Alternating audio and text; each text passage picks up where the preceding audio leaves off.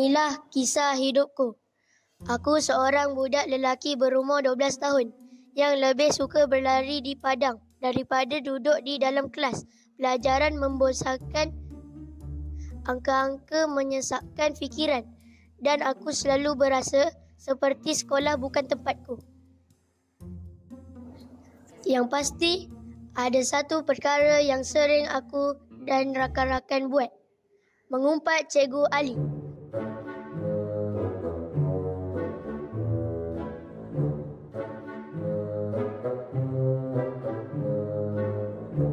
Pakaiannya sering kelihatan lusuh, kadang-kadang berlubang di bahagian kecil.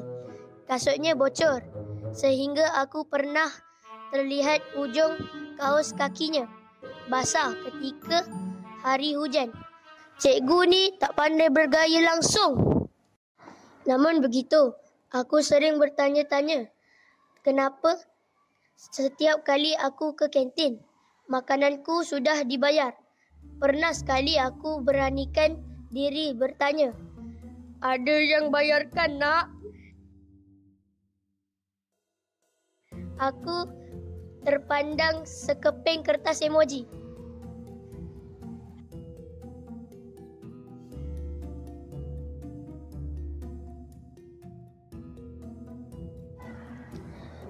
Suatu hari, aku ke kedai buku.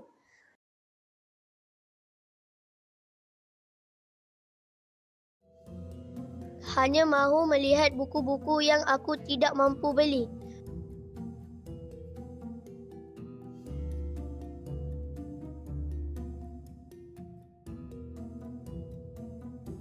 Pemilik kedai tiba-tiba menyerahkan sebuah buku kepadaku dan berkata, "Ini sudah dibayar untuk kamu." Aku kebingungan. Siapa yang membayarnya?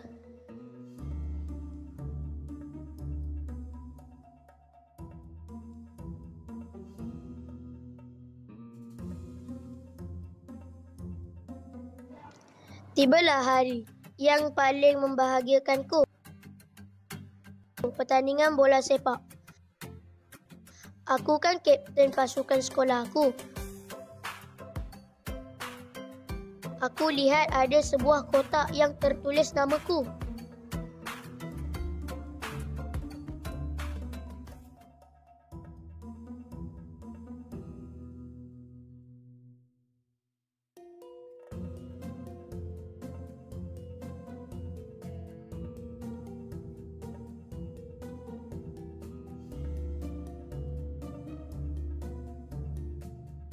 Ketika murid lain pulang, aku ditahan.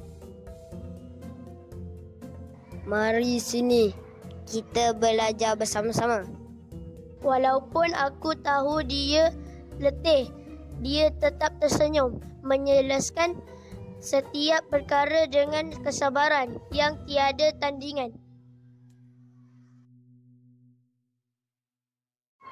Cikgu menyuruh aku menyiapkan latihan, sementara dia keluar entah ke mana. Mungkin ke bilik guru?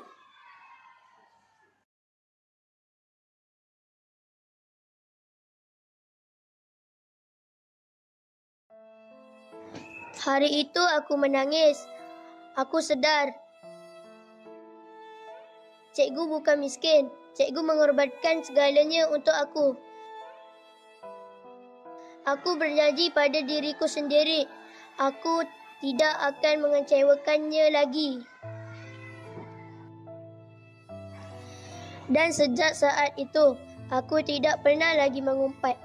Sebaliknya, aku berusaha keras untuk menjadi murid yang cikgu selalu percaya aku boleh jadi. Dialah guru yang tiada siapa tahu pengorbanannya, tetapi aku tidak akan pernah lupa. Terima kasih, cikgu. Saya sayang cikgu.